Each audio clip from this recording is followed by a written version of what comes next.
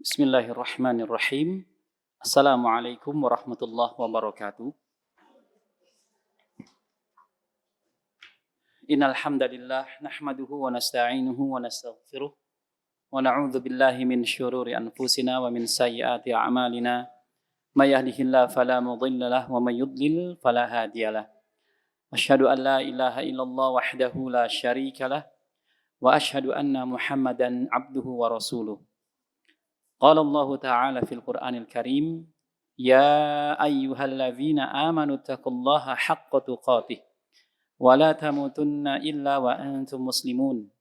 Ya ayyuhan nasu taqu rabbakumul ladzi khalaqakum min nafsin wahidah wa khalaqa minha zawjaha wa batha minhuma rijalan katsiran wa nisaa'a. Wattaqullaha alladzi tasaaluna bihi wal arham innallaha kana 'alaikum raqiba. Ya ayyuhalladzina amanu taqullaha wa qulu qawlan sadida yuslih lakum a'malakum wa yaghfir lakum dhunubakum wa may yuti'illaha wa rasulahu faqad faza fawzan 'azima amma ba'du. Fa inna asdaqal hadithi kitabullah wa khairal hadi hadi Muhammadin sallallahu alaihi wasallam wa syarrul umuri muhdatsatuha wa kullu muhdatsatin bid'ah wa kullu bid'atin dhalalah wa kullu dhalalatin finnar.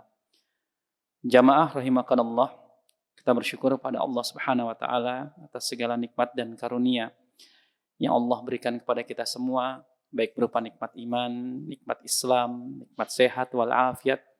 Yang dengan semua nikmat tersebut, di pagi hari ini kita dapat berkumpul kembali di rumah dari rumah-rumah Allah untuk melanjutkan ta'lim rutin kita.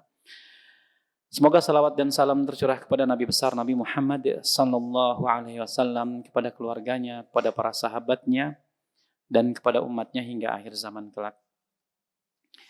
Baik jamaah rahimakanallah, kita lanjutkan pembahasan kita masih di bab makharijul huruf di halaman 22. Kita masuk makhraj asyafatan, yaitu kedua bibir.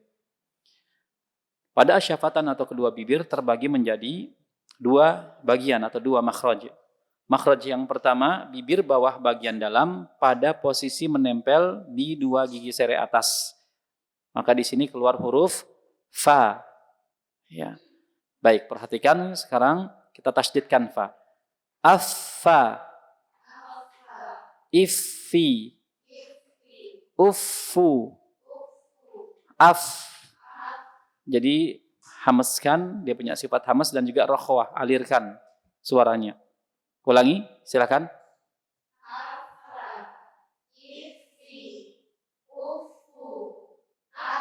Iya. Yang salah ketika tertutup. Apa, ipi, upu, ab. Biasanya dari mana tuh? Dari Sunda. Ada yang dari Sunda nggak di sini? Ada ya? Ada berapa orang coba? 1, 2, 3. Sofi dari Sunda? Bukan. Biasanya seperti itu yang dari Sunda. Tapi kalau dilatih bisa. Makanya ada anekdot dari dosen saya dulu ya. Anekdotnya beliau mengatakan begini. Ketika masuk huruf fa, kata beliau, siapa bilang orang Sunda nggak bisa ngomong fa? Itu fitnah. Loh, kok begitu lagi gitu? Itu anekdot ya, lucu-lucuan doang gitu. Siapa bilang orang Sunda nggak bisa ngomong fa? Itu fitnah gitu. Baik. Jadi bisa, semuanya bisa. Orang Jawa pun bisa harusnya ngomong ain, bisa ya. Orang Sumatera, orang Padang harusnya juga bisa ngomong ro, bukan ra. Orang Lombok, NTB, orang Bali harusnya bisa fasih mengucapkan to, bukan to, to gitu kan ya. Kalau orang sana to-nya seperti itu, tapi bisa kalau belajar insya Allah. Ini biasanya pengaruh lahjah atau dialek. Baik, sekarang langsung saja praktek dari sebelah kiri saya. Ya. Affa, iffi, uffu, af. Bagus, terus? Affa, iffi, uffu, af. Iya, terus? Affa, iffi, uffu, af. Iya, terus? Afa, ifi, ufu, af. Ya. Sebelah kanan, ya. Afa, ifi, ufu, af. Ya. Afa, ifi, ufu, af. Betul. Afa, ifi, ufu, af. Ya. Afa, ifi, ufu, af. Bagus. Afa, ifi, ufu, Coba kasrohnya ulangi. ifi, Ifi. ifi, Mm-mm. ufu, af. Iya, terus Afa, ifi, ufu, af. iya. Afa, ifi, ufu, af. Iya. Afa, ifi, ufu, af. Iya, Masya Allah. Fasih semuanya. Alhamdulillah ya. Ini banyak papan nama. Buat saya mana? Perlu nggak kira-kira saya? Gimana tuh? Gede banget ya, Masya Allah ya. Sebenarnya mas saya udah kenal ya, gitu. Cuman ya dikituin biar nggak salah, nggak ketuker. Kan ada pepatah mengatakan tak kenal maka ta'aruf gitu ya. Kan tak sayang gitu. Kenapa? Orientasi guru. Iya. Ospek gitu. Besok pasti pakai karung goni ya. Baik ya. Sebenarnya udah tahu lah ya. Kan ada sebagian saya di kelas tahsin ya. Bu Yanti, Bu Muji, Bu Sri, kemudian Umu Atikah juga ikut di Banjar gitu. Suhufa dulu di Asyakirin, Bu Lia juga, Bu Rianti gitu. Insya Allah. Ini mah sebenarnya udah pada fasih semua, cuma pada iseng doang duduk di sini. Minder jadi saya. Baik. Buktinya tadi fa bisa semuanya. Ya. Tapi kalau kita ngomong bahasa Indonesia nggak usah terlalu fasih apa-apaan gitu kan misalnya. Enggak. Baik. Kecuali wan abut. Nah sekarang makhraj yang kedua itu yang B sekarang. Nah di makhraj yang kedua keluar 3 huruf. Tadi makhraj yang pertama keluar 1 huruf, huruf fa. Makhraj yang kedua pada asyafatain keluar 3 huruf. Yang pertama ba, yang kedua mim, yang ketiga waw. Ba sama mim sama. Prinsipnya kedua bibir dalam keadaan tertutup. Bedanya apa? Ba tanpa gunnah, mim dengan gunnah. Sama-sama ketutup. Tapi ingat tertutup dengan lembut. Dengan lunak. Jangan dikerutkan atau dilipat ke dalam. Ya. Nah coba sekarang kita praktek ba terlebih dahulu. Perhatikan. Ini juga mudah insya Allah. Mungkin kalau di alfabet B. Gitu ya. Perhatikan. Ab, ba. Pertemukan saja dengan lunak ya. Dengan lunak saja. Ab, ba. Ibbi, ubbu. Ketika sukun dipantulkan dan hasil pantulannya ke imalah sugro. Ab. Ulangi silakan.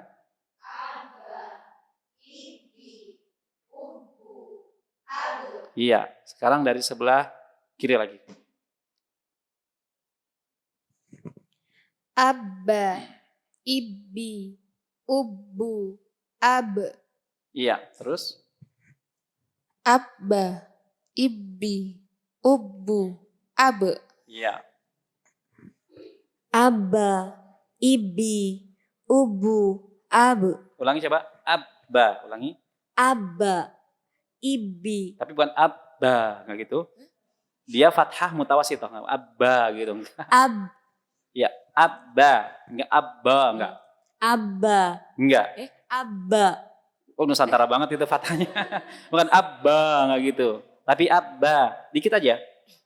Abba, Nah, ibbi, ubbu, ab. tapi kayaknya kurang teken tasdidnya tuh.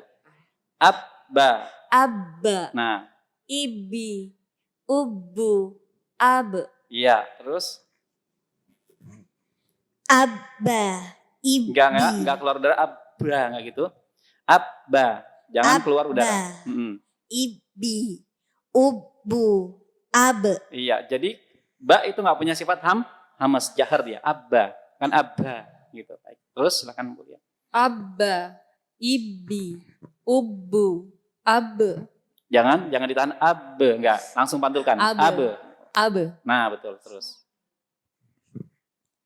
Abba. Ibbi. Ubbu. Ab. Gimana? Ab. Bukan ke fathah, bukan aba, tapi abe, ulangi. Ab. Dari awal. Abba. Ibbi. Ubbu. Ab. Iya, abe. Terus Abba. Ibbi. Ubbu. Ab. bukan aba, tapi Ab. Nah, itu dia abe. Ya. Terus Abba. Ibbi. Ubbu. Ab. iya, terus Abba. Ibbi. Ubbu. Ab. iya, Abba. Ibbi. Ubbu. Ab. iya, Abba. Ibbi. Ubbu. Ab. iya, Abba. Ibbi. Ubbu. Ab. iya, masya Allah. Fasih semuanya bagus ya. Sekarang mim. Mim kalau di alfabet M. Tapi kalau alfabet kan nggak punya sifat. Kalau huruf hijaiyah mim punya sifat. Sifatnya sifat apa? Sifat gunnah, diantaranya sifat gunnah. Yang paling menonjol gunnah. Gunnah itu apa? Dengung. Kalau tasdid berarti tingkatan gunnahnya apa? Ada yang tahu nggak? Tingkatan gunnah ketika dia bertasdid. Amma berarti tingkatan gunnahnya apa? Akmal matakun ya. Paling sempurna dia. Paling sempurna. Jadi jangan cepat-cepat dilepaskan. Digunakan dulu. Panjang gunnah berapa? Lebih dari 2 harokat. Tergantung ritme bacaan Al-Qur'annya. Ya. Baik, perhatikan. Ini juga pertemukan kedua bibir dengan lunak saja. Ya. Amma, silakan. Immi. Ummu. Am. Iya, silakan. Amma. Immi. Ummu. Am. Iya, terus. Amma. Immi. Ummu. Am. Betul. Amma. Immi. Ummu. Am. Iya. Amma. Immi. Ummu. Am. Betul. Terus. Amma. Immi. Ummu. Am. Betul. Amma. Immi.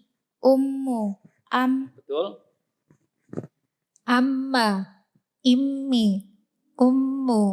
Am. Iya. Amma. Immi. Ummu. Am. Betul. Terus. Amma. Immi. Ummu. Am. Iya. Amma. Immi. Ummu. Am. Iya. Amma. Immi. Ummu. Am. Amma. Immi. Ummu. Am. Bagus ya. Barakallahu fikunna. Sekarang yang huruf ketiga di asyafatan yaitu huruf wawu ya. Kedua bibir dimonyongkan ke depan dengan membuka sedikit celah. Jadi wajib monyong ketika wawu. Wawu tuh monyong dulu baru ada suara. Jangan suara dulu baru mau monyong. Bisa nggak suara dulu terus monyong? Udah fitrah kayaknya ya. Fitrah manusia kalau huruf wawu tuh pasti monyong dulu. Coba. Wa. Bisa nggak tanpa monyong? Wah gitu. Gitu ya. Terus gitu nggak bisa. Ya. Monyong dulu baru bersuara. Jangan bersuara dulu baru monyong. Coba kita tasdidkan, perhatikan. Awwa. Iwi. Uwu. Au. Ulangi silakan.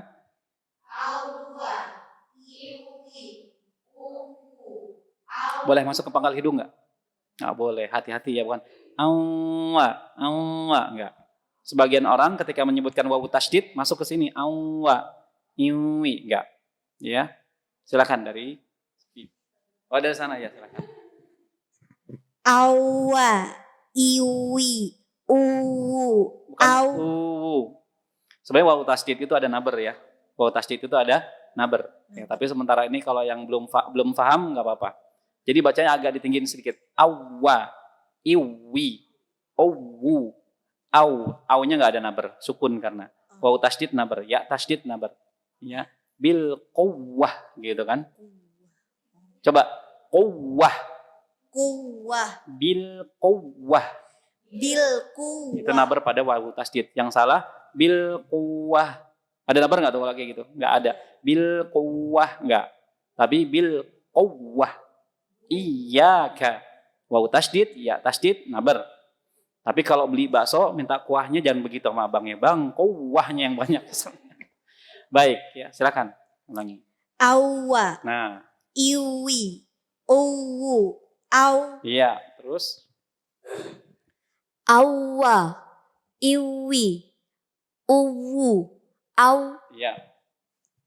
Sementara ini kalau yang belum bisa nabar nggak jadi masalah. Awwa, iwi, uwu, aw,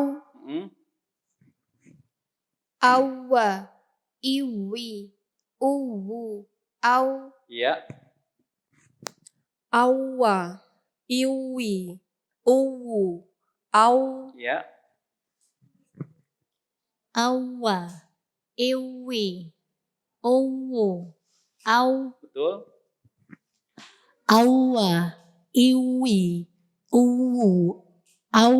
Iya, Awwa. Iwi. Uwu. Aw. betul. Awwa. Iwi. Uwu. Aw. Iya, Awwa. Iwi. Uwu. Aw. terus Awwa. Iwi. Uwu. Aw. Awwa. Iwi. Uwu. Aw. Iya, masya Allah. Barakallahu fikunna. Bisa semuanya wow. Dan yang kelima al-khayshum, pangkal hidung. Al-khayshum adalah pangkal hidung bagian atas, tempat keluarnya seluruh bunyi atau suara gunnah, di antaranya huruf mim dan nun. Karena dua huruf ini punya sifat gunnah yang melekat selama-lamanya. Baik, mim sama nun sudah kita latih. Ya, di situ ada idgham bi gunnah, ikhfa syafawi, ikhfa dan sebagainya. Semuanya melalui al-khayshum atau pangkal hidung. Selesai kita makhorijul huruf. Sampai sini ada pertanyaan nggak jemaah untuk makhorijul huruf? Gampang atau mudah makhorijul huruf? Makhorijul huruf itu mudah sebenarnya ya. Makhraj itu mudah, yang susah apa? Sifatnya. Makhorijul huruf itu kuncinya tahu spotnya aja bisa kita. Kalau diumpamakan ya makhraj itu seperti sebuah rumah. Kita kalau mau ke rumah orang belum tahu alamatnya buka handphonenya enggak? Gmaps. Kita cari makhrajnya, kita cari rumahnya tuh. Oh di sini. Ini ketemu ini sampai alamatnya. Makhraj misalkan makhraj ba. Ba itu di mana ya tempat keluarnya? Oh, kedua bibir dipertemukan. Udah pertemukan saja kedua bibir dalam keadaan tertutup.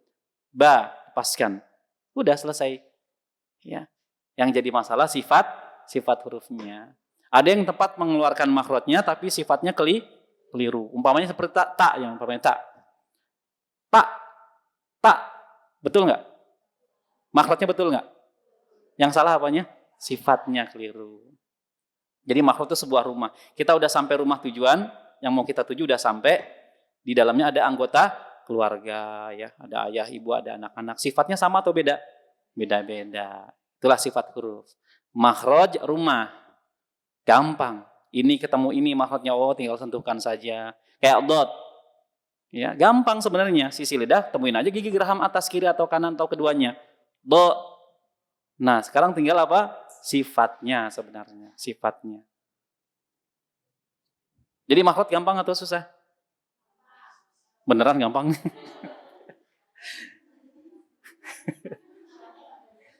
Bener ya gampang ya, awas loh. Gampang, makhraj mah gampang ya, gampang ya. Lam di mana? Oh, ujung sisi lidah ketemu gusi gigi atas, ya udah selesai. Lah gitu. Perkaranya sifatnya tinggal urusannya nih. Sifatnya apa aja itu yang kompleks gitu kan. Jadi ada sebagian orang mampu mengeluarkan huruf dengan makhraj yang bagus benar, tapi sayang sifatnya belum sempurna ya. Misalkan kayak ta tadi ya. Ta harusnya ta ya. Apalagi misalkan ya, to misalkan to ala kadarnya, to misalnya. Benar makhrajnya, to. Yang keliru apa? Sifatnya kurang tebal. Ya. Baik, kalau nggak ada pertanyaan, coba tutup bukunya. Waduh, gawat nih. Mampus deh gue gitu. Enggak, masih hidup kok gitu ya. Udah tutup ya. Mau tanya satu-satu apa sama-sama jawabnya? Iya. Ini mau cuma basa-basi udah tahu jawabannya padahal. Sama-sama aja dah. Sama-sama aja ya. Kalau pagi-pagi bikin tegang nanti ilmunya nggak masuk. Gitu. Makanya santai aja. Serius tapi santai. Gitu kan. Karena kalau belajar ilmu tegang gitu kan. Apalagi ustadznya ngebentak-bentak. Waduh. Langsung kita stres gitu. Baik. Sekarang sama-sama jawab ya. Makharijul huruf secara umum terbagi menjadi berapa?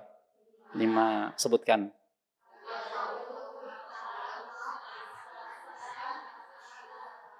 Luar biasa, terbaik semuanya. Kalau sama-sama terbaik. Kemudian secara rinci 17. Dari al-jauf keluar berapa makhraj? 1 makhraj. Keluar huruf apa di sana? Mat. Ada berapa huruf mat? 3. Apa saja? Ya, sukun. Ini kalau guru Al-Quran dia harus nguasain tuh. Terkumpul di surat apa? Enggak, suratnya surat apa? Hud. Bukan Hud, itu burung-burung Hud. Ini surat Hud, Nabi Hud maksudnya jemaah. Ya. Bukan surat Hud. Surat Hud di kata apa? Ya, nuhiha. Kaidah mulut pada al-jauf gimana ketika fathah? Terbuka. Terbukanya lebar atau tipis atau gimana? Pertengahan ya, fathahnya fathah apa namanya? Nusantara atau mutawasitoh yang mana? Mutawasitoh. Ya. Bukan bukan tapi pertengahan. Biasa. Tipis saja. Kalau kasroh gimana posisi mulut? Tersenyum. Kasroh diambil dari kata apa? Kasaro artinya apa? Memecah apa? Memecah rahang. Rahang dipecah jadi turun ke bawah. Ya. Kasaro, kasar. Kasar suka mecahin rahang gitu ya, kasaro. Kalau dhammah diambil dari kata apa? Dhammun artinya apa? Mengumpulkan apa yang dikumpulin? Kedua bibir ke depan alias monyong. Berarti kalau dhammah posisi mulut gimana? Monyong. Jadi jangan nanggung ya. Kum, antum, assalamualaikum. Enggak. Antum. Ya, ubututhu. Bukan ubututhu juhu. Itu enggak sempurna dhammahnya. I-nya juga harus sempurna. Ibi anak-anak tuh banyak yang baca kayak gitu tuh, ya enggak? Ya. Antum asyaddu khalqan amis sama'u bana ditasil. As-sama'u banaha, sama'u banaha. Harusnya sama'u banaha. Harus jelas maksudnya tuh. Anak-anak kalau baca tuh pengennya cepat, ya enggak? Cepat. Kalau gurunya kurang teliti, lewat terus tuh. Iya. Jadi sikap kita gimana sama anak-anak? Syadid itu keras, strength, ya, atau bermudah-mudahan atau gimana? Mutawasit ya, mutawasit pertengahan. Ya, mutawasit. Kita lihat psikologi murid kita. Kalau dia udah keringetan, bener nggak bisa ya udah, jangan dipaksain ya. Ntar lama-lama nangis tuh anak. Antum asyik nangis gitu. Gara-gara gurunya strength, dia nggak lihat kondisi psikologis anak. Makanya kalau jadi guru tuh harus tahu kondisi mad'unya yang didakwahi, kondisi jamaahnya. Ya, pilihan diksi bahasanya dia harus tahu, kosakatanya dipilih agar mudah difahami, psikologi jamaahnya harus tahu. Kalau udah pada bete, udah pada bosan ya dicairkan suasana. Ibnu Abbas itu kalau ngisi kajian begitu jamaah. Ya. Ngisi kajian jamaah udah pada bosan udah ngantuk gini-gini, akhirnya dicairin suasana, bercanda. Tapi bercandanya nggak bohong. Boleh itu. Nggak jadi masalah. Jadi nggak sepaneng terus ya. Seperti itu jamaah. Jadi kita kalau jadi guru harus pandai-pandai milih diksi bahasa, kosakata, lihat psikologis anak murid kita jamaah. Jamaah udah bosan, cairkan. Ya, udah cair lagi, serius gitu. Murid kalau udah mulai berlinang air mata, udah jangan ditekan terus gitu, jangan, kasihan. Ntar akhirnya apa? Akhirnya dia nyerah. Aduh, saya nggak mau ngaji di situ, gurunya streng banget, galak. Ya. Jadi kita sikapnya sebagai guru apa? Mutawasit, sama kayak fathah, pertengahan. Kira-kira kalau anak masih bisa dikerasin, masih bisa nurut, kita kerasin. Ya. Enggak seperti ini. Kita tahu kemampuan dia bisa lebih dari itu, maka kita terus, pompa terus. Tapi kalau kayaknya kemampuan dia masih belum deh. Ya udah, kita sabar dulu. Nanti di rumah dilatih lagi ya. Gitu jamaah ya. Jangan dilepas aja. Misalnya murid kita bacaannya sembarangan, jangan dilepas. Kesian. Kan kita punya tanggung jawab apa? Moral, ya enggak? Udah kita bantu sekali, 2 kali, 3 kali, nggak bisa ya sudah. Ya nanti latihan lagi di rumah. Pokoknya sampai 3 kali. Ayo, bisa kamu. Nggak bisa, ayo bisa kamu. Nggak bisa, ayo bisa kamu. Kamu sebenarnya bisa, tapi mungkin kamu kurang latihan. Nanti di rumah latihan lagi ya. Baik. Sampai mana kita tadi? Pertanyaan ya. Al-jauh. Kemudian al-halq. Ada berapa makhraj? Secara umum 3. Masing-masing makhraj keluar berapa huruf? 2.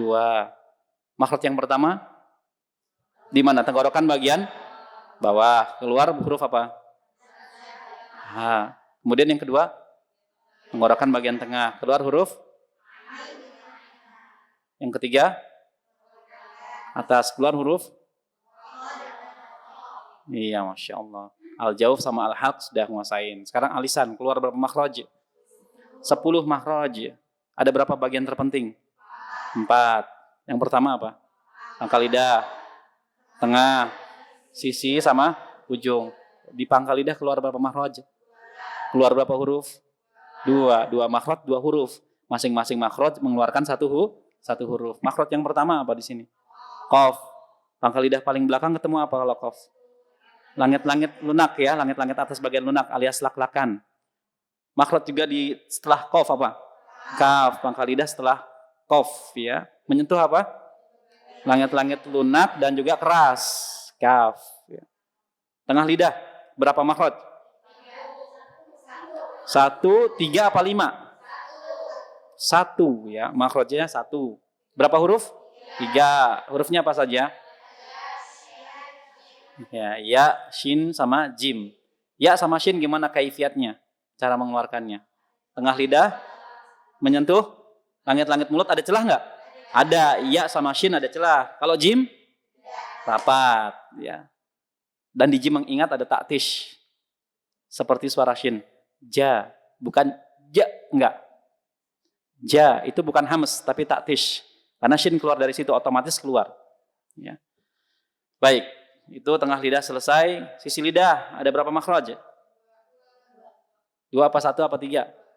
Sisi lidah sini nih. Sini sisi lidah. Berapa makhraj? 2, jangan bingung. Yang pertama makhrajnya apa? Dot. Kalau dot apa? Sisi lidah ketemu 2 pendapat. Ada yang ketemu gigi geraham boleh, ada yang ketemu dinding dalam geraham. Kalau gigi geraham benar gak? Kata para ulama fasih. Kalau ketemu dinding dalam geraham, afsah, paling fasih. Terserah, boleh mana saja. Ya. Kemudian satu lagi di mana? Lam tuh di mana? Bukan sisi lidah lagi, ujung sisi lidah, ujungnya sini nih. Nah, ketemu apa? Gusi gigi atas, dimulai dari gusi gigi seri, gusi gigi taring, gusi gigi geraham awal, terus ke belakang. Ya, keluar huruf lam. Kemudian makhraj berikutnya apa? Ujung lidah semua ya. Makhraj berikutnya apa? Di sini nih. Nun ya, nun ujung lidah ketemu gusi gigi seri atas. Kemudian ro. Jadi urutannya gini. Lam, nun, ro. Semuanya ada di ujung lidah. Bedanya kalau lam ujung sisi lidah. Kalau nun sama ro sama-sama di ujung lidah. Jelas ya? Kemudian apa lagi jemaah? Da, ta, to. Keluar dari mana tuh 3 huruf tersebut? Ujung lidah ketemu pangkal gigi seri atas. Pangkal gigi itu apa? Nyentuh apanya kalau pangkal gigi? Nyentuh gusinya, gusi gigi seri atas, nyentuh juga gigi. Itu in one jadi. Gusi kena, gigi seri atas juga kena. Da. Kalau kita D-nya itu ke langit-langit. D-A, da, gitu kan. Kalau hijaiyah nukik lagi. Coba, da, di, du. Bukan du, enggak, tapi du ya.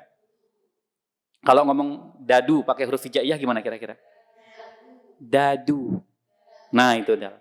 Kalau dal Nusantara, dadu, udah selesai. Ya. Ta juga sama, to juga sama. Yang membedakan apa? Kalau to sifatnya, to tebal atau tipis? Tebal. Bagaimana menebalkan to? Pangkal lidah belakang naik sedikit ke langit-langit mulut, ya. To gitu kan.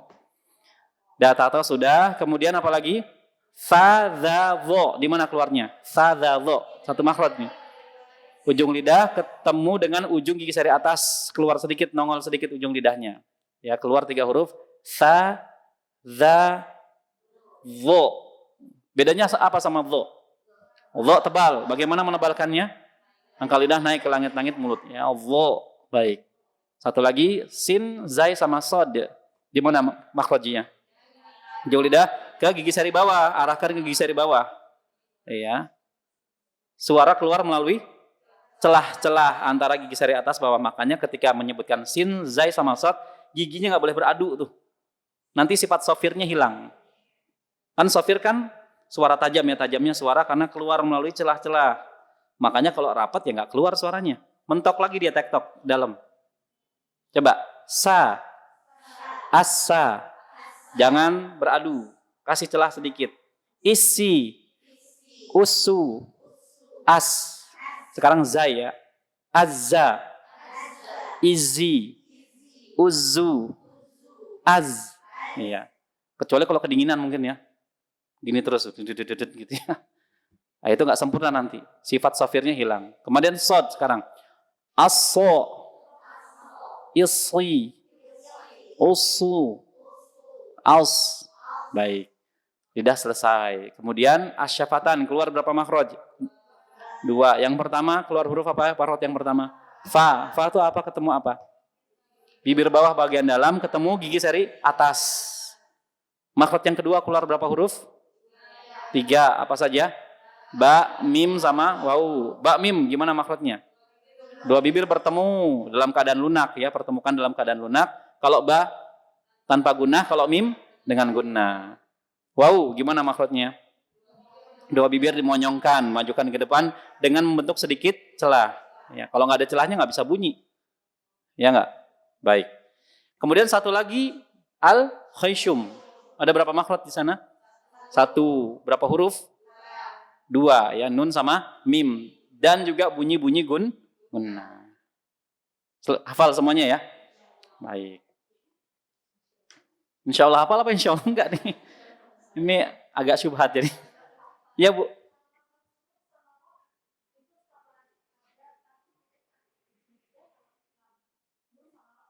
Kalau nun ujung lidah, kalau ro awal punggung ujung lidah. Iya, kalau kita pakai tangan nih, nun di sini, ya. Kalau ro di sini, punggung ujung lidah sini, punggung ujung lidah. Tapi sama-sama menyentuh gusi gigi seri atas sama-sama. Iya. Lam, nun, ro. Iya, betul sama. Beda, makhrajnya beda. Nun sama ro makhrajnya beda. Makanya ada 10 makhraj. Ya, sebagian ulama menyatukan lam, nun, ro satu makhraj. Tapi pendapat yang dipilih kebanyakan ulama, lam, nun, ro makhrajnya berbeda. Posisinya saling berdekatan, ya, qorib berdekatan. Ya. Makanya lam sama ro itu masuk dalam pembahasan idgham apa? Yang saling berdekatan, makhraj atau sifatnya atau keduanya.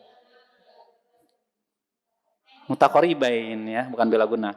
Mutaqarib itu yang saling berdekatan. Misalkan bal rafa'ahullah, lamnya masuk ke ro.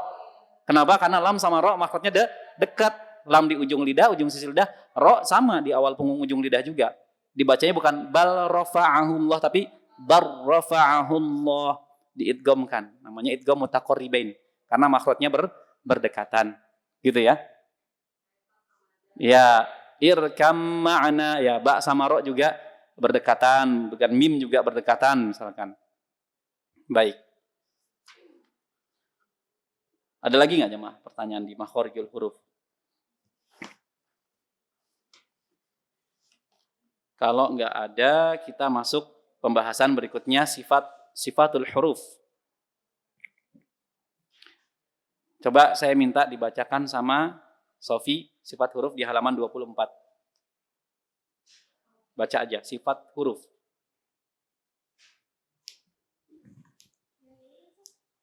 Iya, itu. Sifat huruf. Sifat-sifat huruf berkaitan dengan tata cara pengucapan huruf dalam makhraj untuk membedakan antara huruf yang satu dengan huruf yang lainnya.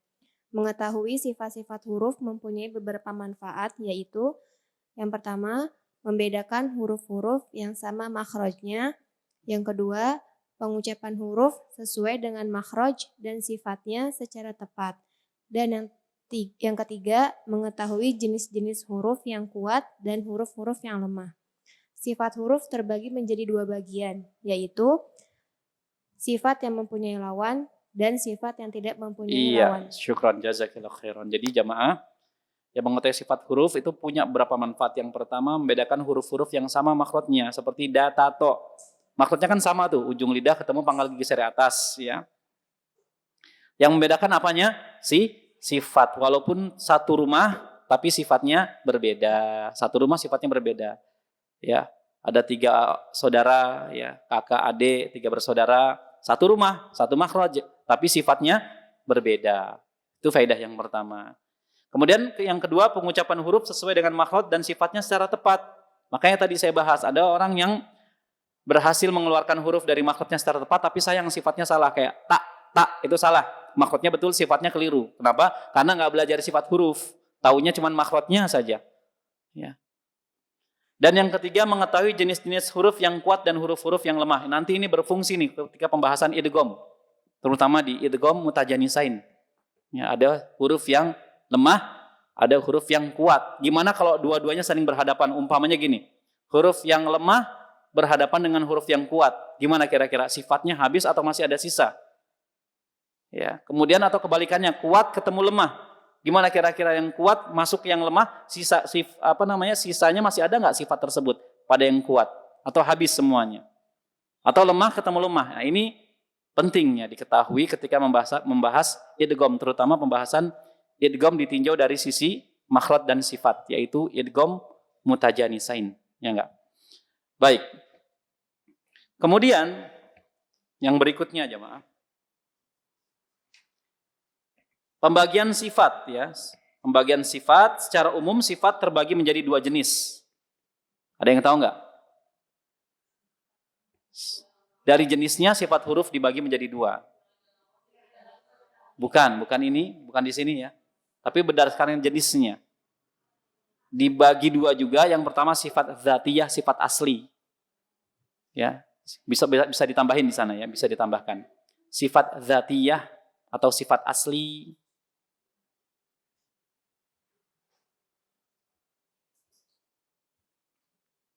Kemudian yang kedua sifat arodiyah. Sifat arodiyah.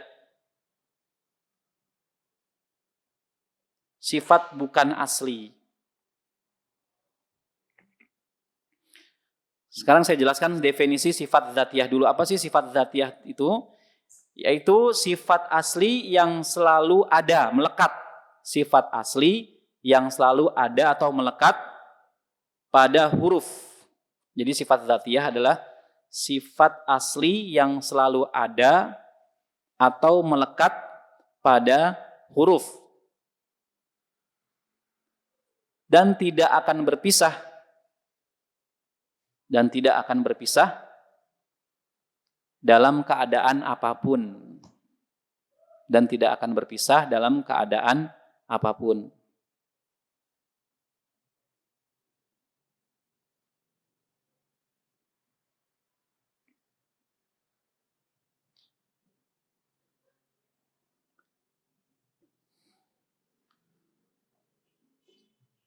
Kemudian yang termasuk sifat dzatiyah atau sifat asli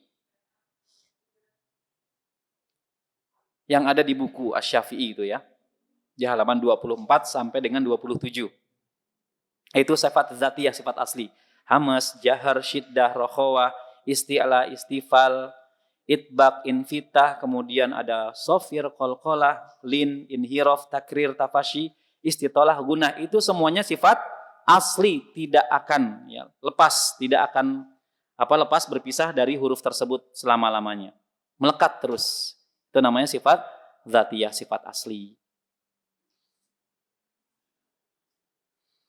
Kemudian sifat arodiyah yang berikutnya, yang kedua sifat arodiyah adalah sifat bukan asli.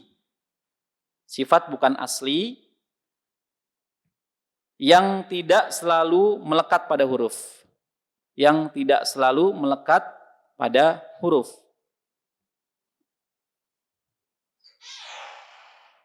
Jadi sifat ar-radiyah adalah sifat bukan asli yang tidak selalu melekat pada huruf. Terkadang ada dan terkadang tidak ada. Terkadang ada dan terkadang tidak ada. Itu sifat ar-radiyah. Kadang-kadang dia muncul, kadang-kadang tenggelam. Jadi situasional jemaah. Kira-kira apa saja jemaah? Tafkhim, kemudian tarkik. Jadi yang termasuk sifat ar-radiyah, yang pertama tafkhim. Tafkhim itu apa? Tebal. Yang kedua tarkik. Yang ketiga qasr. Qasr itu dibaca pendek satu harokat. Jadi gini jemaah, tafkhim itu lawannya tarkik. Qasr lawannya mat. Mat. Qasr itu dibaca pendek, mat bacaan panjang. Ini semua termasuk sifat ar-radiyah. Kemudian tahrik, lawannya sukun. Tahrik, ini termasuk sifat ar-radiyah. Tahrik. Tahrik itu apa artinya? Bergerak, harokat. Huruf yang berharokat disebut tahrik. Hidup dia, bisa dibaca. Lawannya apa? Sukun. Kemudian saktah. Ini juga termasuk sifat ar-radiyah.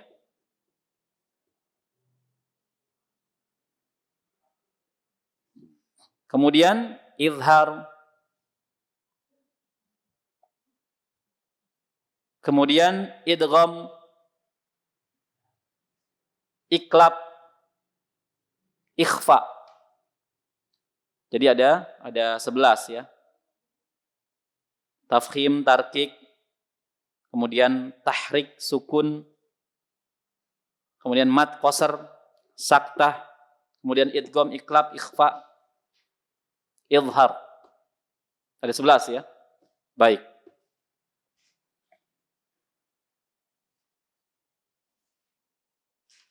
Sebagian ulama memandang apabila seorang jatuh dalam kesalahan sifat dzatiyah, maka dia masuk lahan jali.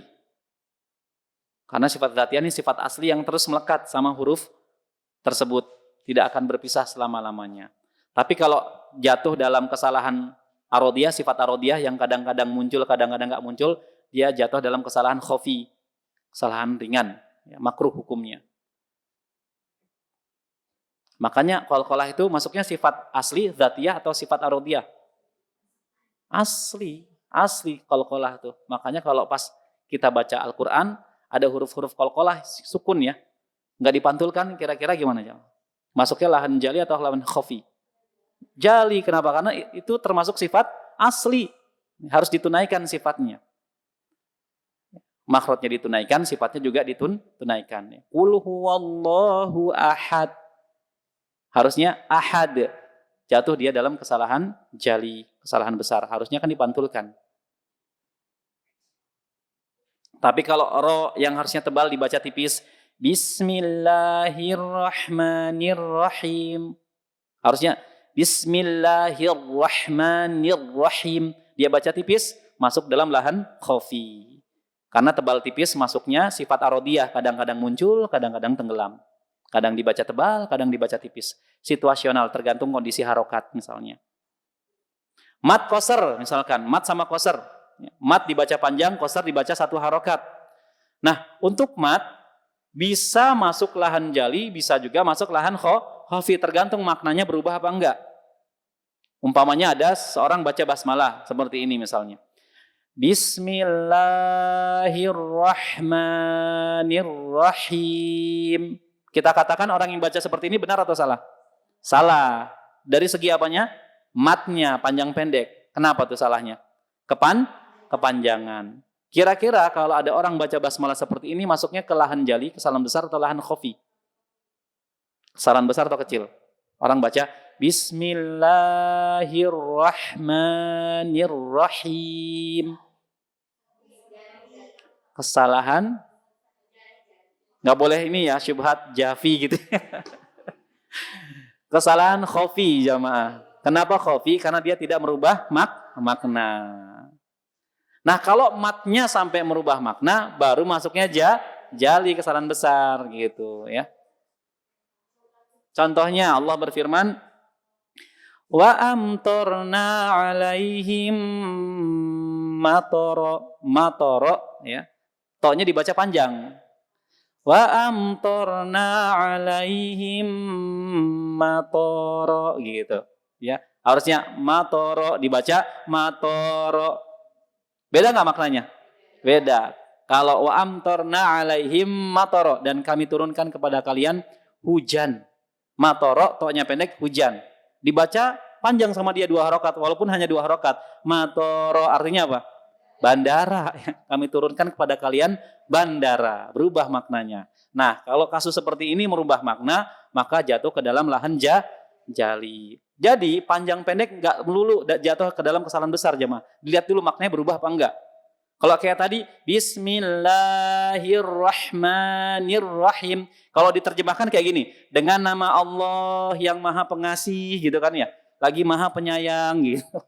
Maknanya nggak berubah, tapi panjang pendeknya keliru. Tapi tetap dihitung lahan kesalahan. Ya, baik. Ada lagi nggak yang ingin ditanyakan? Sama kayak idhar, idgham, iklab, ya, ikhfa. Misalkan min ba'di dibaca, kan harusnya kalau nun sukun ketemu ba apa? Iklab, ya. Min ba'di umpamanya. Dibaca idhar, min ba'di. Lahan jali apa khafi? Khafi. Yang hubungannya sama sifat arodiyah itu khafi semua, jemaah. Kecuali catatan mat tadi ya. Mat. Kalau merubah makna bisa jadi kesalahan besar. Tapi kalau yang idhar dibaca idgham atau sebaliknya, ikhfa dibaca ikhlab atau sebaliknya, ini masuknya lahan. Tetap salah, tapi kesalahan ringan. Hukumnya apa kata para ulama? Haram atau makruh? Makruh. Artinya apa makruh? Dibenci. Ya, mau nggak kita dibenci? Nggak mau ya. Kalau nggak mau jangan melakukan kesalahan. Ya. Lama-lama banyak salahnya, lama-lama numpuk jadi besar tuh kesalahannya. Gitu ya. Iya. Sama, dzatiyah, lazimah sama. Dzatiyah, lazimah sama. Arodiyah sama aridoh juga sama. Ya.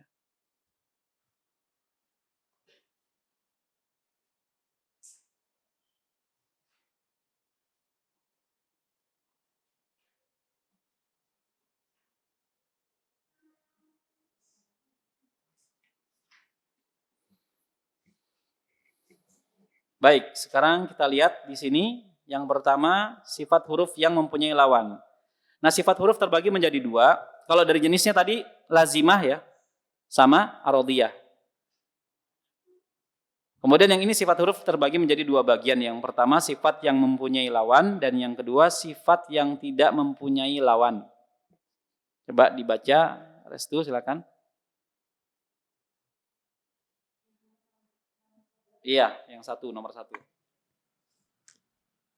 1. Hamas lawan sifat jahar.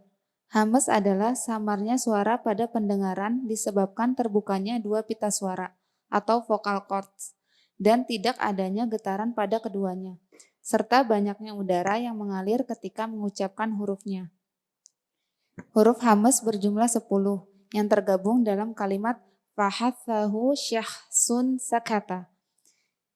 Jahar adalah jelasnya suara pada pendengaran disebabkan tertutupnya 2 pita suara atau vocal cords dan adanya getaran pada keduanya, serta banyak tertahannya aliran nafas atau udara ketika huruf itu dibaca dari makhrajnya. Huruf jahar selain huruf hamas. Iya, jazakillah khairan.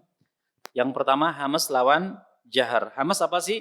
Samarnya suara pada pendengaran. Jadi kalau kita mengeluarkan huruf-huruf hamas, tesnya itu dengan cara disukunkan. Dengan cara disukunkan, huruf-huruf hamas disukunkan. Mesti suara saya kalau nggak pakai mic ke jamaah nih, samar, nggak jelas suaranya. Samar suara pada pendengaran, nggak sampai, samar-samar, nggak jelas. Itu sifat huruf hamas. Sebabnya terbuka 2 pita suara kita, ya, dan nggak ada getaran pada keduanya. Sekarang saya tanya, suara itu, suara kita nih, sekarang kita bersuara, dihasilkan dari mana? Organ tubuh yang menghasilkan suara pertama kali dari mana? Dari paru-paru, ya. Paru-paru kemudian naik ke pita suara, bergetar keluar suara. Jadi dari paru-paru. Nah, pada sifat hamas suaranya samar nih sampai telinga kita. Kenapa? Karena terbuka 2 pita suara kita. Pita suara di mana letaknya, jemaah? Sini nih. Dua pita suara di sini nih. Ya. Kalau kita lagi ngomong bergetar nih. Tes tuh bergetar. Nah, ketika hamas disukunkan nggak bergetar dia. Maka di sini ditulis dan tidak adanya getaran pada kedua pita suara kita. Serta banyaknya udara yang mengalir. Banyak udara mengalir ketika mengucapkan hurufnya. Hurufnya ada 10 terkumpul dalam kalimat fahathahu syakhsun sakat. Silakan. Fahathahu syakhsun sakat. Hafal ya, insyaallah. Nah, coba kita tes huruf fa dulu. Cara ngetesnya gini jemaah. Bener nggak sih suaranya samar-samar sampai pendengaran kita? Coba ya. Samar nggak? Samar. Ya, nggak jelas. Kalau gini, jelas orang pakai mic ya. Kalau nggak pakai mic kan samar-samar tuh. Paling yang dengar cuma sebagian orang. Kenapa? Karena samar-samar, nggak jelas dia. Kenapa kok samar-samar? Pita suara kita kebuka, dua-duanya terbuka. Ya. Kemudian nggak ada getaran pada pita suara. Coba jamaah pegang pita suaranya di sini, dua-duanya di sini. Sukunkan fa, panjangkan sukunnya. Seperti itu. Getar nggak? Enggak. Itu sifat huruf hamas tuh. Coba kita tes yang huruf jahar. Huruf umpamanya huruf dho saja. Huruf dho. Sukunkan huruf dho. Coba. Getar nggak? Jahar. Ya. Jelas nggak? Jelas nggak? Jelas. Tertutup pita suara. Kalau hamas nggak jelas. Dengar nggak? Nggak jelas suara ente. Emang hamas kan gitu. Itu fa, jelas ya. Sekarang ha, kita tes, kita sukunkan ha, panjangkan sukunnya. Pegang pita suara kita coba. Gitu. Bukan nggak gitu tapi getar nggak? Enggak. Coba saya nggak pakai mic. Jamaah saya tanya. Jelas nggak suaranya? Enggak, samar-samar ya. Samar. Ada udara mengalir tuh deras, hamas. Jadi hamas bukan cuma pembahasan udara mengalir, enggak jamaah. Pita suara kebuka, suaranya samar-samar, terus pita suara kita tidak bergetar. Jelas ya. Sekarang sa. Kita sukunkan sa, kemudian panjangkan sukunnya. Getar enggak? Enggak. Ya, terus begitu juga ha, begitu juga shin. Kalau shin seperti itu. Pita suara enggak bergetar ya. Suara juga samar-samar sampai telinga kita. Baik. Sampai sini jelas nggak kira-kira jamaah sifat hamas? Jelas ya? Jadi tinjauannya bukan cuma udara keluar saja hamas enggak. Pertama suaranya samar-samar sampai telinga kita nggak kedengeran. Yang kedua ya nggak ada getaran pada dua pita suara. Cara ngetesnya disukunkan kemudian sukunnya dipanjangkan. Kemudian banyak udara yang mengalir ketika mengucapkan hurufnya. Baik. Sekarang jahar. Jelasnya suara pada pendengaran disebabkan tertutupnya dua pita suara. Coba tes dulu kita. Definisi yang pertama nih. Jelasnya suara. Ya. Kita tes huruf dal. Dal kita sukunkan. Ya, coba. Ini jelas apa enggak suara saya? Jelas enggak? Enggak. Anak nanya jamaah dulu. Jelas enggak?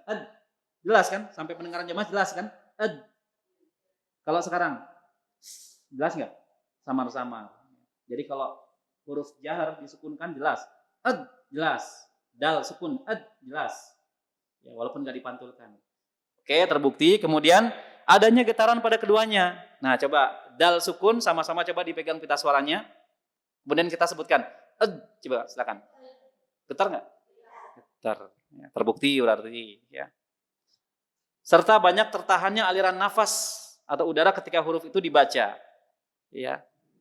Coba, silakan. Tertahan nggak?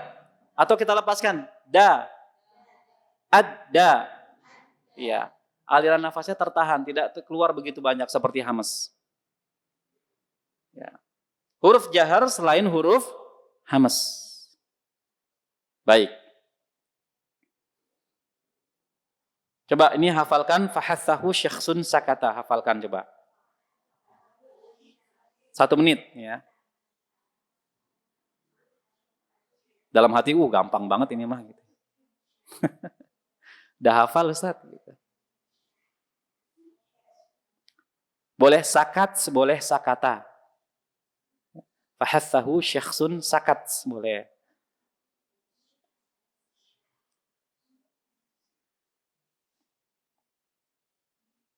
Oke.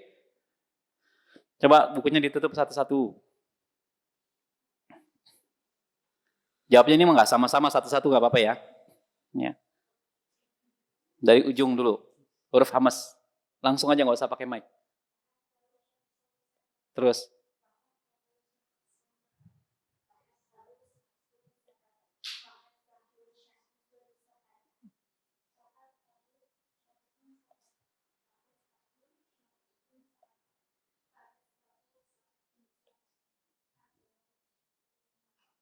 Belakang. Syakhsun.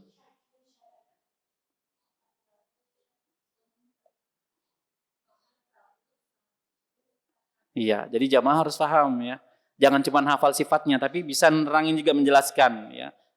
Suara samar, maksud samar gimana? Coba antum dengerin aneh dari sini. Samar nggak? Oh samar. Kalau jahar, jelas. Oh jelas. Ya. Kenapa samar? Terbuka pita suara kita, jadi samar-samar dia. Ya. Terus nggak ada getaran kalau huruf hamas nih di pita suara kita, nggak ada getaran. Gimana cara ngetesnya? Sukun terus panjangkan. Untuk fa, untuk ha, nggak ada ya. Kemudian untuk misalnya sa, nggak ada juga, dan sebagainya. Itu cara ngetesnya. Untuk jahar, dal sukun, lo sukun, bergetar terus. Jelas ya, bisa ya. Jadi kalau nerangin ke anak-anak atau ke teman-teman, nanti mungkin jamaah ngajar di mana, misalkan di Istiqlal misalnya. Mungkin ya, siapa tahu ngajar di luar Istiqlal kan banyak tuh halaman situ. Yang bikin halakoh 5 orang lumayan lah ya, sambil makan cucur dan yang lainnya.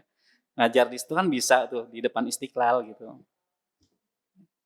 Jadi kita hafal sifatnya, bisa juga jelaskan prakteknya. Oh seperti ini maksudnya hamas. Bukan cuma hafal hamas, jahar, terus hurufnya hafal, enggak. Tapi prakteknya itu lebih penting sebenarnya. Ya. Banyak orang hafal teorinya, tapi prakteknya keliru. Yang bagus itu teorinya oke, prakteknya lebih oke, lebih bagus lagi. Baik.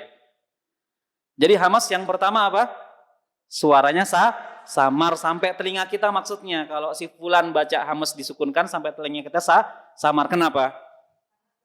Karena pita suaranya terbuka, disebabkan 2 pita suara kita terbuka, makanya samar-samar. Cara mengetesnya gimana? Huruf tersebut disukunkan, kemudian sukunnya dipanjangkan. Gitu ya.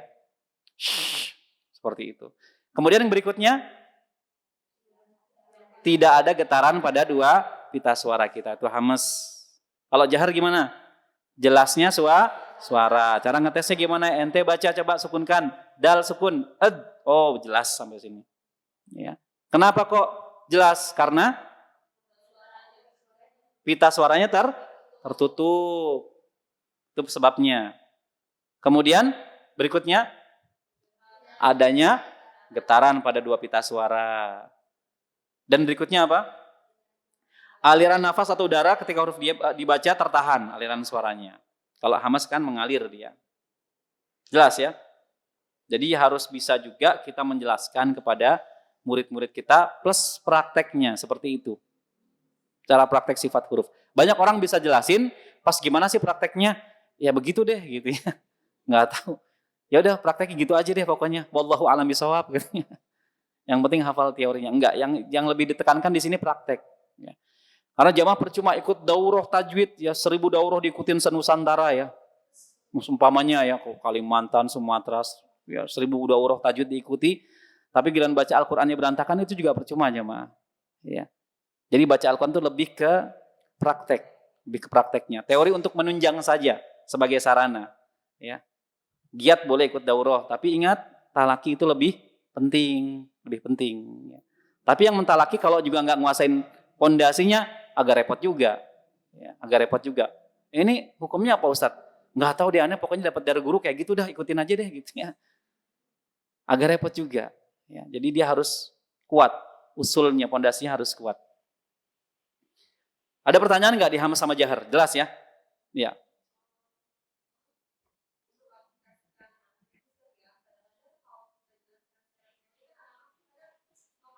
Mm-mm. Mm-mm. Mm-mm. Iya. Nah, kalau untuk anak-anak yang memang yang kita lihat mampu dikondisikan, kita ajarkan teori kayaknya nih anak udah mampu nih. Anak didik saya kayaknya udah mampu nih nerima materi yang agak berat. Karena sifat huruf jangankan anak-anak, anak gede aja agak berat nggak kira-kira? Berat, yang dewasa aja berat. Kalau sifat huruf sebagian aja yang ikut daurah tajwid ya. Anak pernah ikut daurah tajwid di mana-mana, ada tuh dia ustadz juga guru cerita ngeluh. Anak itu kalau udah masuk sifat huruf susah ustadz katanya. Oh gitu ya. Ya mesti belajar lagi berarti antum gitu kan. Guru Al-Quran aja kalau udah masuk sifat huruf agak apa? Berat, susah. Ini maksudnya gimana sih? Cuman hafal aja hamas, fahasahu syakhsun sakata, jahar selain huruf hamas. Tapi teorinya dia nggak, maksudnya aplikasi dia nggak tahu gimana sih. Samarnya pada pendengaran maksudnya apa sih? Ya, pita suara-suara tuh dari mana hasil? Maka nanti dijelaskan. Nah kalau untuk anak-anak yang kira-kira kita lihat belum mampu, ya, belum nalarnya belum bisa, akalnya belum sampai, maka lebih bagus talaki aja langsung. Kalau salah sifat nggak kayak gitu nih, kayak gini nih. Kalau hamas, contohin aja ada udara keluar sedikit, gitu kan? Misalkan tak coba kamu bisa nggak? Tapi kalau diterangin kayak gini, mundur teratur dia. Lama-lama mundur nggak teratur. Langsung pusing dia. Aduh kok pusing ya? Udahlah pindah TPQ. Iya.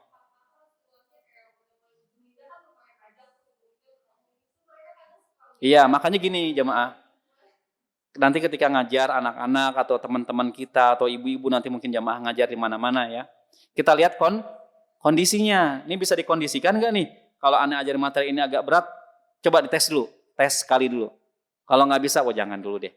Ya, jangan dulu, jangan dipaksa. Udah kita pakai aplikasi kita aja. Itu bukan seperti itu nak. Kayak gini loh, kayak gini contohin. Ada pokoknya ada udara dikit keluar gitu kan. Dia belum siap menerima materi, akalnya belum sampai. Akalnya belum sampai, nalarnya belum sampai. Maka itu pintar-pintar dari gurunya gitu kan. Makanya kita ketika mengajarkan seorang kita lihat kondisi psikologis, bukan cuman egois. Kalau guru yang egois gitu, pokoknya nggak mau tahu, ini materi harus habis, mau ngerti nggak ngerti bodo amat gitu kan. Itu egois itu jadi guru. Iya. Dia seorang pengajar iya, tapi bukan seorang pendidik.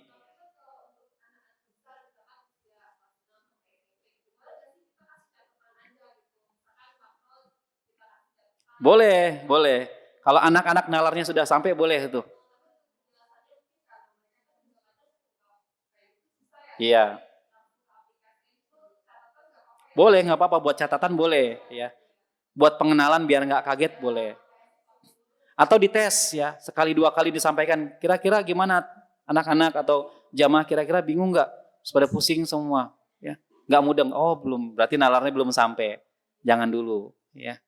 Jangan paksakan. Kalau kayak gini nih, jamaah paham nggak kira-kira paham nggak tadi nih? Nalarnya sampai berarti. Nalarnya udah sampai gitu. Tapi tergantung gurunya juga yang menjelaskan ya enggak? Kita kan banyak nih belajar Al-Quran sama guru macam-macam gurunya. Ada gurunya yang berbelit-belit neranginnya, pusing jadinya. Sama ini lebih simpel ya, sama dia mah enak gitu. Ya. Jadi saya ngerti sama ini kemana-mana gitu, saya nggak paham. Sama si Fulan, Ustadz Fulan atau Ustadzah Fulan lebih simpel ya. Kalau misalkan Ustadz Fulan dari sini ke sini neranginnya, gampang. Ada Ustadz yang dari sini ke sini, tapi gini-gini dulu, muter ke sana dulu, ke sini dulu, ke sana, tektok dulu, baru ke sini. Baru tektok ke sini udah bingung muridnya, aduh pusing. Tektok kemana-mana, ada Ustadz yang simpel, sini ke sini gini loh caranya, oh begitu. Sama sono ribet misalnya, sama sini, oh maksudnya begitu. Ada nggak yang begitu? Banyak kan tipikal guru kita macam-macam ya. Ada yang simpel jelasinnya, ada yang bikin bingung pakai bahasa yang ribet gitu kan. Jadi itu masing-masing karakter guru tuh beda-beda. Ya. Makanya kita ketika jadi guru, kita berusaha jadi pendidik bukan pengajar. Kalau ngajar ya ngajarin doang udah, muridnya mau tahu kayak nggak tahu bodo amat, tuh pengajar dia. Pengajar, tapi pendidik nggak kayak gitu. Pendidik tuh dia tahu kondisi apa? Psikologis. Ini anak ini kayaknya kalau saya seperti iniin dia bakal frustasi. Tapi kalau saya kasih pujian walaupun dia nggak bisa, dia bakal semangat nih motivasi. Gitu jemaah. Ya, itu pendidik. Maka kita harusnya jadi pendidik bukan pengajar. Kalau pengajar mah cuman menunaikan kewajiban aja, datang, ngajar, udah pulang. Terserah murid mau paham nggak paham, yang penting saya udah ngajar. Itu pengajar. Tapi kalau pendidik nggak, dia punya apa? Beban moral. Saya didik nih murid-murid saya. Ya. Terus dia berharap suatu saat nanti dari berapa murid yang dia didik, mudah-mudahan jadi itu. Ya, jadi orang. Nggak tahu sekarang apa. Ya. Makanya dulu ada anekdot gambar gitu ya. Lucu juga tuh. Kadang-kadang ikhwan suka bercanda keterlaluan ya. Ada gambar foto ya. Ada ibu sama gorila. Mungkin diedit ya. Mudah-mudahan besok kamu jadi orang. Nah, gitu ya. Masya Allah. Sampai seperti itu bercandanya. Jadi kita seperti itu jamaah ya. Ada sebuah foto di Saudi ya. Foto zaman dulu. Ya. Seorang syekh siapa saya lupa namanya ya. Dia sedang mengajar kutab, mengajar Al-Quran anak-anak kecil. Terus ada yang dilengkerin tuh, satu anak dilengkerin. Siapakah si fulan? Ternyata sekarang dia jadi ulama besar di Saudi, masih hidup. Ya. Saya lupa namanya. Ya. Jadi ulama besar.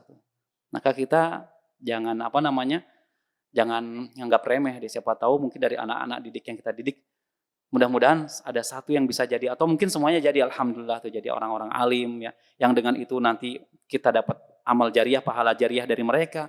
Mereka menyebarkan ilmu, ya kan? Luar biasa. Dia tahu alif dari kita, tahu ba dari kita, tahu sa, tahu makhraj dari kita. Ya, begitu dia membaca Al-Quran, kebagian terus tuh kita tuh.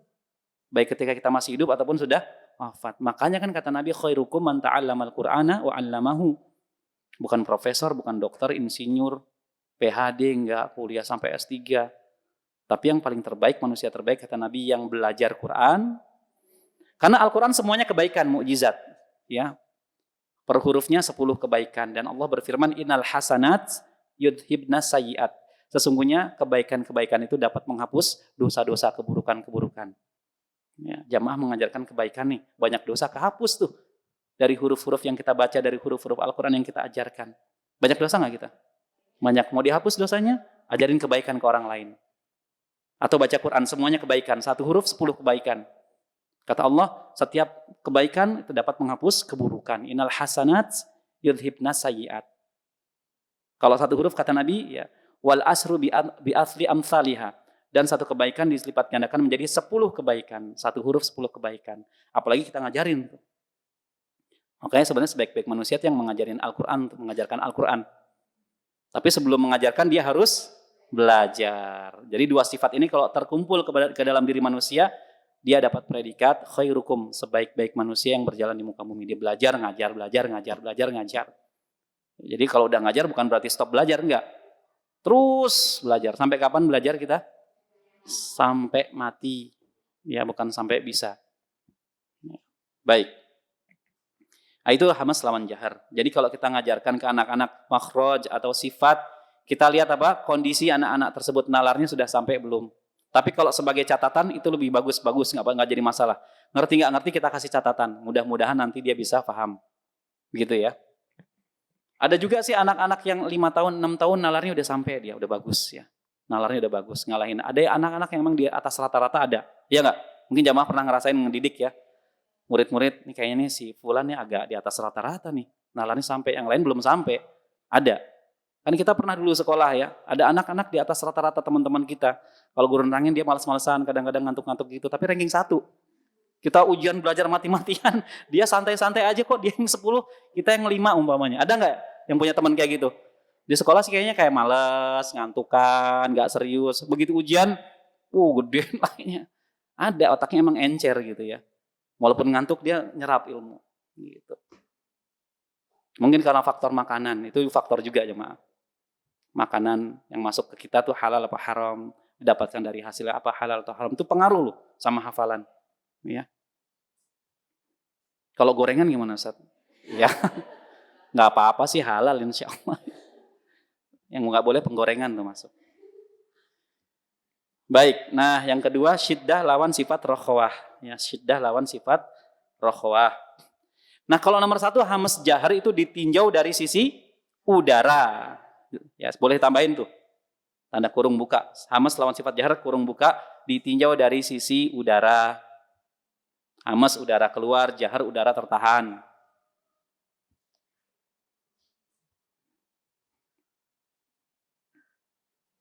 Kalau yang kedua syiddah dan lawan sifat rokhwah ditinjau dari sisi suara.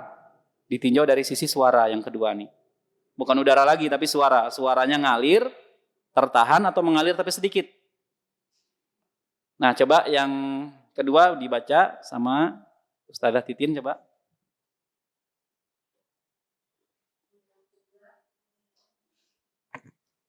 Yang kedua lawan katanya adalah syiddah, lawan sifatnya rokhwah. Ditinjau dari sisi suara. Syiddah adalah tertahannya aliran suara akibat dari tertutupnya makhraj.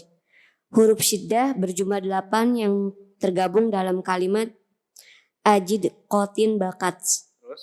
Rokhwah adalah mengalirnya suara pada tempat keluarnya, dan hal ini karena lemahnya sandaran huruf tersebut pada makhrajnya.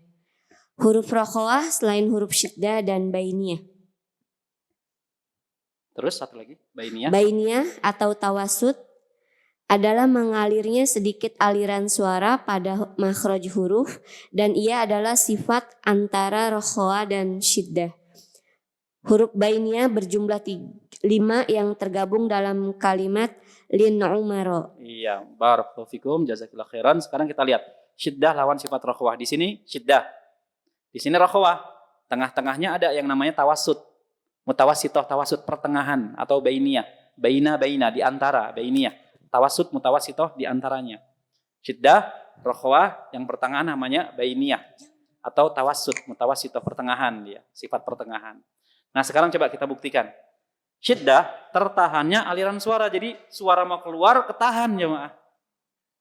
Suara mau keluar nih, kalau orang mulut ketahan dia. Kenapa? Tertutupnya makhraj. Huruf syiddah berjumlah 8, ajid qatin bakat. Coba kita buktikan dulu. Cara membuktikannya sekali lagi disukunkan. Coba kita sukunkan hamzah, ya. Kita sukunkan hamzah. Semakin dikeluarkan, semakin nggak mau keluar. Coba silakan. Mau keluar nggak? Nggak keluar. Atau caranya gini, hamzah pertama fathah, hamzah kedua sukun. Silakan. Keluarkan, bisa? Nggak bisa. Jim, kita sukunkan.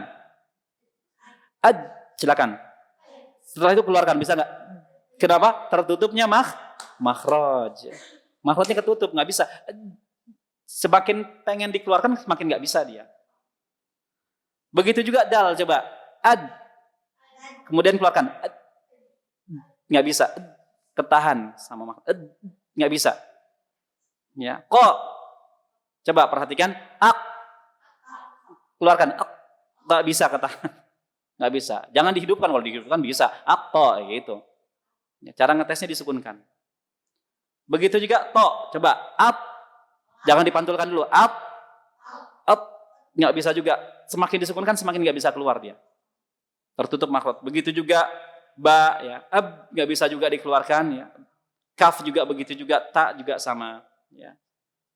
Baik, jadi syiddah itu aliran suara tertahan karena makhrajnya tertutup dia. Nah sekarang rokhwah, mengalirnya suara pada tempat keluarnya, dan hal ini karena lemahnya sandaran huruf tersebut pada makhrajnya. Huruf rokhwah selain huruf syiddah dan bainiyah. Kalau bainiyah kan lin umar ya, nanti kita bahas lin umar. Berarti huruf rokhwah itu selain ajid qatin bakat sama lin umar. Contohnya apa kira-kira? Sin aja lah, sin ya, sin kan sifatnya rokhwah. Coba kita buktikan. Ketika disukunkan, ngalir nggak suaranya? Perhatikan. Ngalir nggak? Ngalir. Mengalir aliran suaranya. Punya sifat hamas, aliran suaranya juga mengalir. Ya. Begitu juga shin. Kenapa? Karena sandarannya lemah. Makhrajnya nggak tertutup rapat, ya nggak? Sekarang saya tanya, shin makhrajnya di mana? Tengah lidah, bertemu langit-langit atas, tertutup nggak makhrajnya? Ada celah sedikit, sandarannya lemah. Nggak seperti jim, ajid qatin bakat. Jim tutup rapat, ba ketutup rapat, ya nggak? Qaf juga tertutup rapat, ketemu langit-langit atas bagian lunak. Begitu juga po tertutup rapat, ujung lidah bertemu pangkal gigi secara atas. Kaf juga seperti itu, ta juga seperti itu, ya. Jadi kenapa suaranya mengalir? Karena sandaran pada makhrajnya lemah, nggak rapet dia, makanya suaranya mengalir. Coba zai disukunkan. Az, berarti dia punya sifat rokhwa. Kenapa? Makhrajnya rapat nggak? Kenapa? Di zai makhrajnya di mana? Ujung lidah geser bawah, suaranya keluar tuh, nggak rapet dia, lemah sandaran makhrajnya. Makanya sifatnya rokhwa. Kira-kira bisa dipahami nggak, Nyama? Bisa ya? Kalau yang belum paham juga nggak apa-apa sih, ntar lama-lama aku juga bingung. Nggak lama-lama paham insya Allah. Paham. Kan nuntut ilmu diawali dengan kebingungan ya, kemudian depresi, stres gitu. Terus bisa akhirnya dia alhamdulillah seneng gitu kan. Wah, Masya Allah Anda bisa gitu kan. Udah nggak stres lagi. Karena sifat huruf ini kalau nggak digituin susah dimengerti Jamaah. Ya nggak? Jadi saya berusaha cari bahasa yang mudah difahami agar gampang difahami. Kemudian bainiyah. Nah, bainiyah nih antara baina, tawassut, mutawassithah di antara syiddah sama rokhwa. Mengalirnya sedikit aliran suara. Dia ngalir, tapi sedikit, nggak kayak rokhwa. Ngalir tapi sedikit. Ya. Dan ia adalah sifat antara rokhwah dan syiddah. Huruf bainiyah berjumlah 5 tergabung dalam kalimat lin umar ya. Lam, nun, ain, mim sama ro. Ngalir sedikit. Sekali lagi kalau mau ngetes disukunkan. Perhatikan, kalau lam ya kita sukunkan seperti ini jatuhnya. Kalau bainiyah al, silakan. Kalau syiddah gimana kira-kira prakteknya? Al. Nah, itu syiddah. Tertahan. Alhamdulillahi rabbil alamin. Alhamdulillah. Syiddah. Kalau rokhwah gimana? Alhamdulillah ya. Alhamdulillah dialirin suaranya. Dia bukan syiddah, bukan rokhwah tapi bainiyah. Ngalirnya sedikit saja.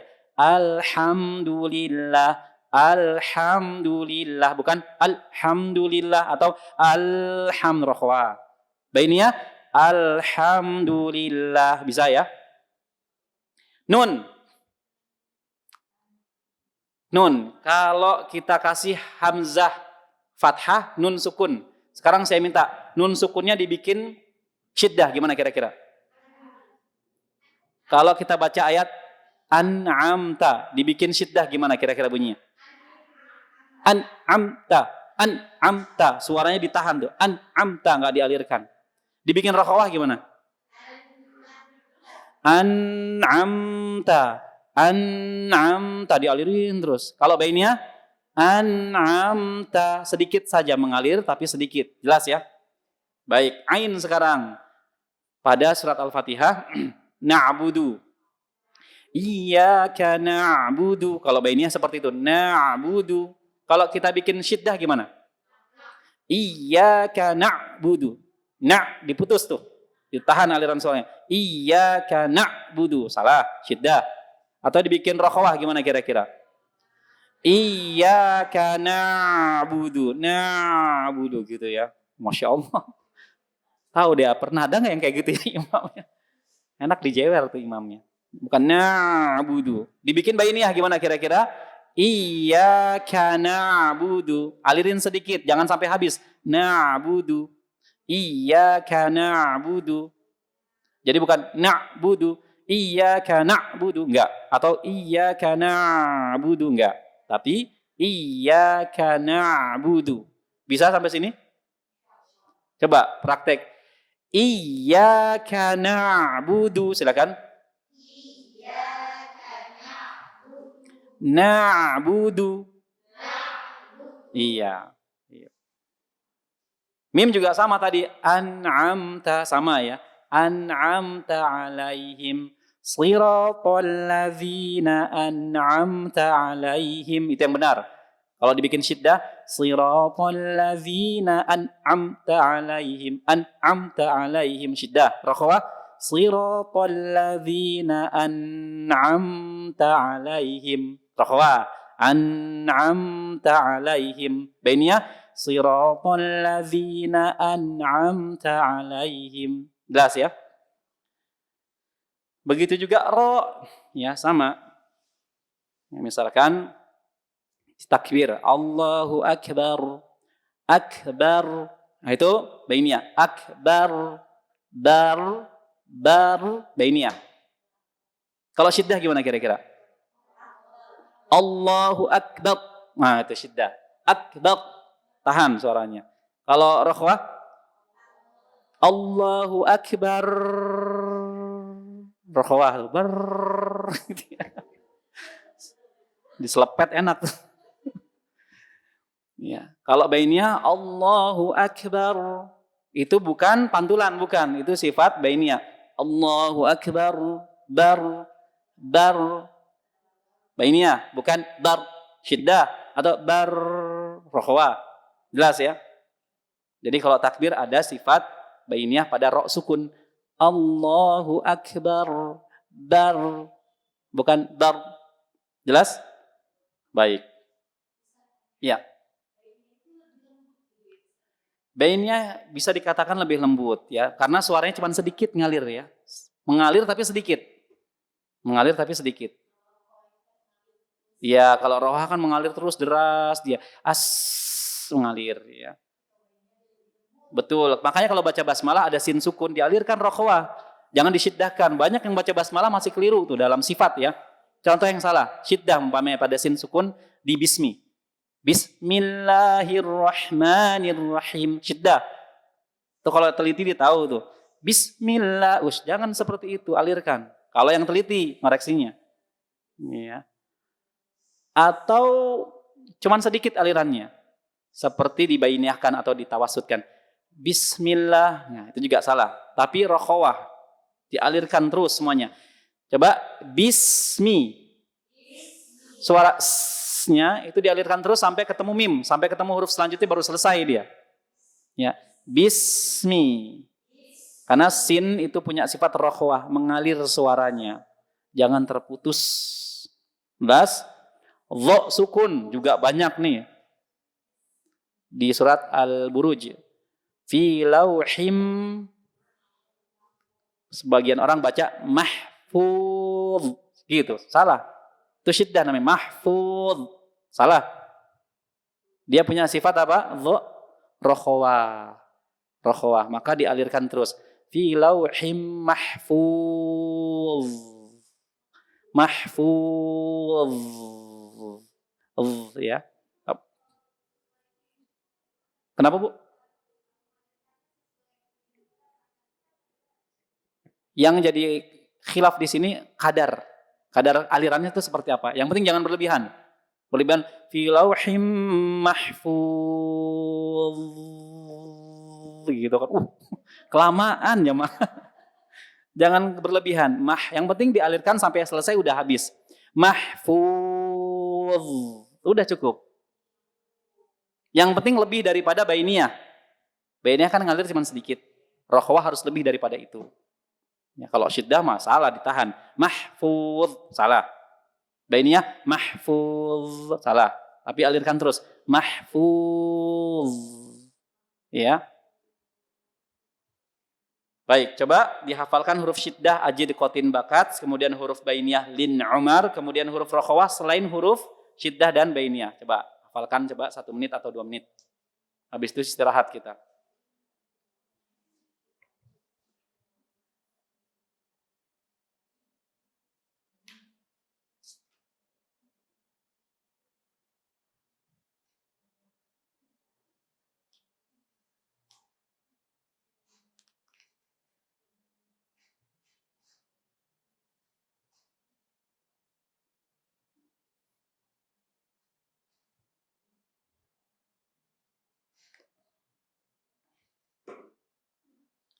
Ya, tutup. Sekarang jawab sama-sama aja. Ditutup, jawab sama-sama ya.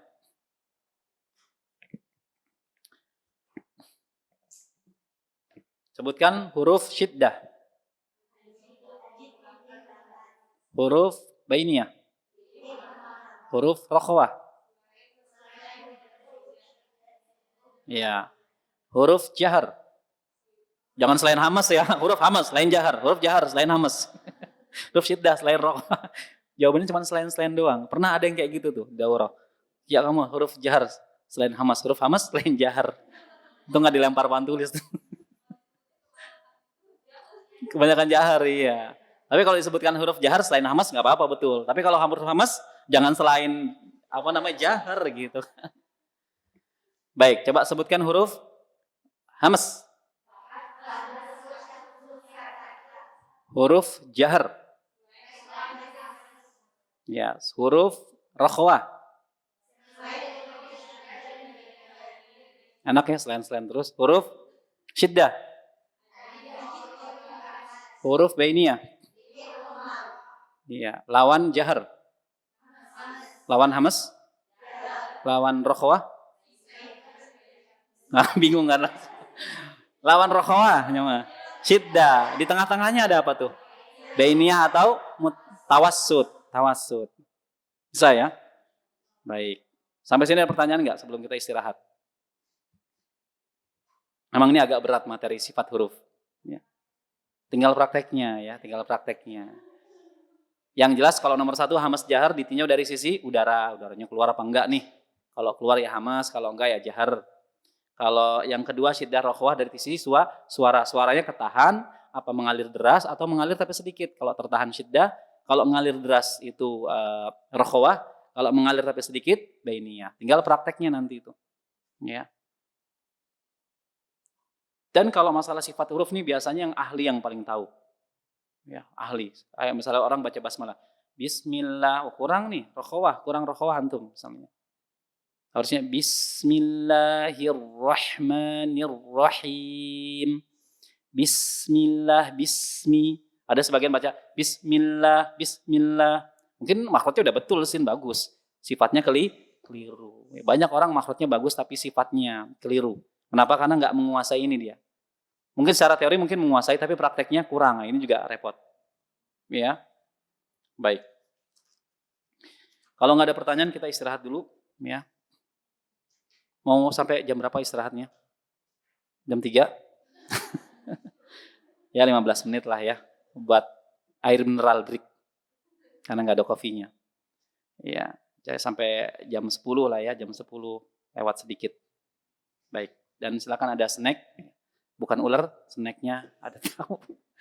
Baik, kita tutup dulu. Subhanakallahumma bihamdika asyhadu an la ilaha illa anta astaghfiruka wa atubu ilaik. Assalamualaikum warahmatullahi wabarakatuh.